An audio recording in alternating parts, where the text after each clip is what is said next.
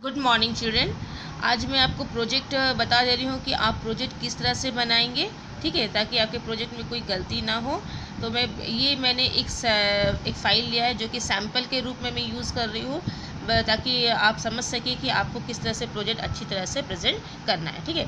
तो देखिए, ये जो फाइल होगा आपका थ्रेड फाइल होगा। आपको थ्रेड फाइल में ही ये प्रोजेक्ट रेडी करना है, जिसमें आप प्रोजेक्ट पेपर जो होता है वो पेज का आप यूज़ करेंगे, ठीक है। और इसका जो कवर है, आप ज़रूरी नहीं कि आप ऐसा कवर करें, ठीक है, इससे थोड़ा कुछ एक्स्ट्रा ही किया है। आप जो सिंपल जो होता है वाइट रंग का जो कवर होता है वाइट रंग से, और इस तरह का स्कूल का लोगो पेस्ट करके जो है आप इस पर सेलोपेन पेपर का कवर भी कर सकते हैं, ठीक है। ऐसा कलरफुल या ऐसा इतना करने की कोई भी आवश्यकता नहीं, सिंपल से भी हम लोग कर सकते हैं, वो भी अच्छा लगता है, बहुत अच्छा लगता है वो भी। कि वाइट रंग से हम लोग कर लेते हैं, फिर उसमें स्कूल का जो लोगो होता है उसको पेस्ट करके उस पर सेलोपेन पेपर चला देते हैं, तो वो भी बहुत खूबसूरत दिखता है, ठीक है। तो अब हम अंदर की तरफ चलते हैं। ये था फाइल के बारे में।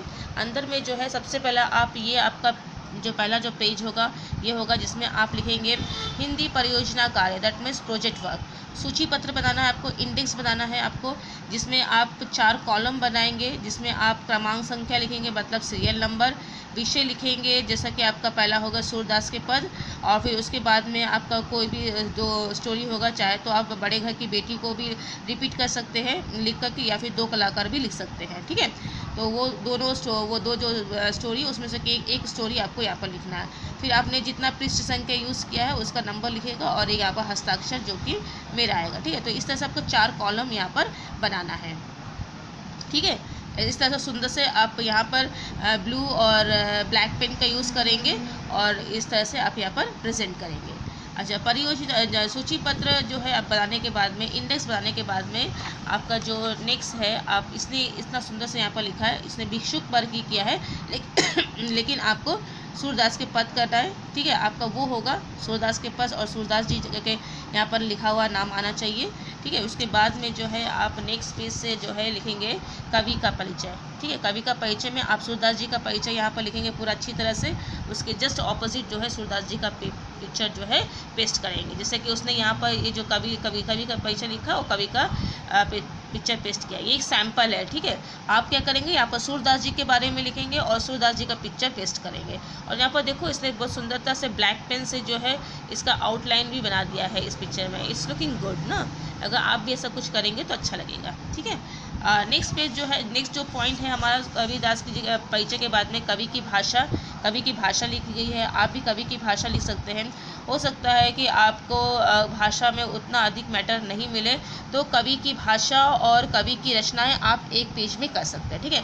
कवि की भाषा आपने किया, यहाँ तक आपका ख़त्म हो गया, तो थोड़ा सा गैप देके कवि की रचना जो है यहाँ पर आप कर सकते हैं। और कवि की रचना में आपको पिक्चर मिल जाएगा आराम से, सुसागर, सुसला वाली बहुत सारी रचना है सूरदास जी की, उसमें से एक रचना को आपको यहाँ पर पेस्ट करना होगा, ठीक है।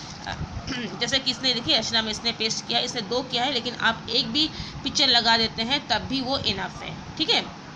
और साथ ही पिक्चर को लेबलिंग भी करना है, मतलब उसका आपने क्या पिक्चर लगाया उसका नाम भी आपको यहाँ पर लिखना है, ठीक है। तो मैं फिर से रिपीट कर रही हूँ इस बात को, कवि की भाषा और कवि की रचनाएं आप एक पेज में कर सकते हैं, क्योंकि उसमें लिखने के लिए मैटर थोड़ा आपको कम मिलेगा। लेकिन इस कवि की बहुत सारी थी, तो उसने 2 डिफरेंट पेज में लिखा है, लेकिन आप वहाँ पर एक पेज में 2 पॉइंट्स को लिख सकते हैं। तो ये तीसरा पॉइंट हो गया हमारा कवि की रचनाएं।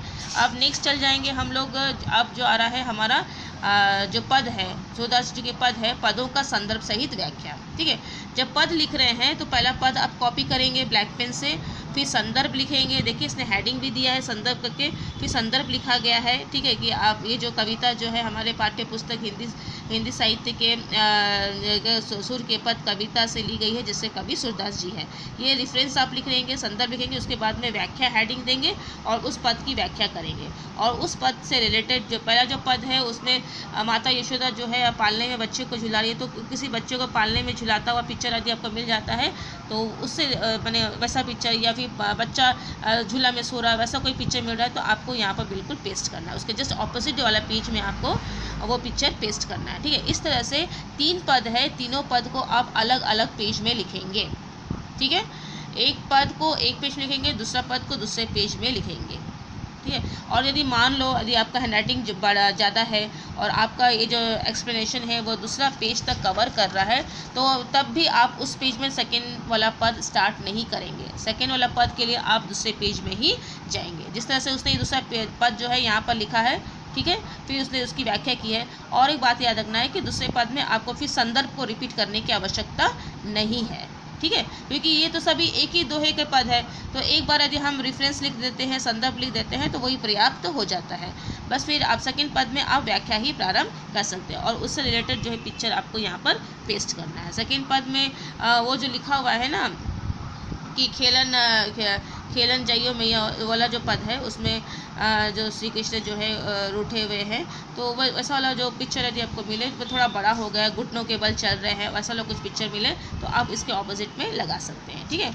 और जो थर्ड पद है, थर्ड पद में जो है आप यहाँ पर जो देखेंगे थर्ड पद में भी आप उनका जो खेलने नहीं जाए माने रूठे हुए हैं अपनी मैया से, तो उस तरह का पिक्चर भी मिले तो आप यहाँ पर लगा सकते। थर्ड पद में भी आप पद को कॉपी करेंगे ब्लैक पेन से और उसकी व्याख्या करेंगे। इस तरह से तीनों पद जो है आपको अलग अलग पेज में करना है बड़े ही सुंदर तरीक़ा से, और उससे संबंधित आपको उसके जस्ट ऑपोजिट वाले पेज में लगाना भी है, ठीक है। तो इस तरह से ये हो गया है। और उसके बाद जो है लास्ट में आप लिखेंगे निष्कर्ष लिखेंगे। निष्कर्ष में जो है आप अपने विचार लिखेंगे कि उस कविता से आपको क्या सीखने को मिला है और उस कविता ने आप पर क्या प्रभाव डाला है, ठीक है। तो ये रहा हमारी कविता का भाग, जो कि सूरदास के पद के हिसाब से आप लिखेंगे।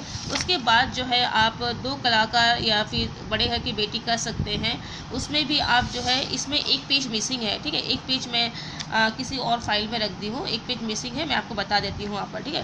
तो यहाँ पर देखिए दो कलाकार जो लिखा हुआ है, उसमें उसने लेखिका का परिचय लिखा है जो कि मनु भंडारी है, और उसका पिक्चर यहाँ पर लगाया गया है। सबसे पहला पॉइंट जो है लेखिका परिचय, उसके बाद में लेखिका का भाषा और लेखक की रचनाएँ जो है वो पेज जो है यहाँ मिसिंग है। वो पेज शायद मैंने किसी को लिखने दिया तो वो मैंने फिर अटैच करना मैं भूल गई यहाँ पर, ठीक है।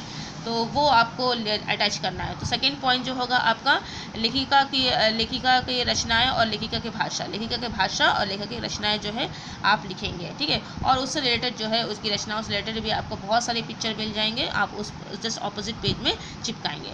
फोर्थ पॉइंट में आएंगे कहानी का सार, ठीक है। फोर्थ पॉइंट में क्या होगा, कहानी का सार, जिसमें आप कहानी का सार लिखेंगे, ठीक है। और उससे रिलेटेड जो उस जो भी सार लिख रहे हैं उससे संबंधित कोई ऐसा शब्द आ रहा है जिसमें आपको पिक्चर मिल सकता है, उससे रिलेटेड आप पिक्चर यहाँ पर लगाए, जैसा कि इसने यहाँ पर लगाया है, ठीक है। उसके बाद में कहानी के पात्रों का चय चित्रण, इसका कहानी देखो यहाँ तक क्या है, उसने यहाँ तक लिखा, देखिए फिर यहाँ पर उसने कुछ नहीं लिखा है।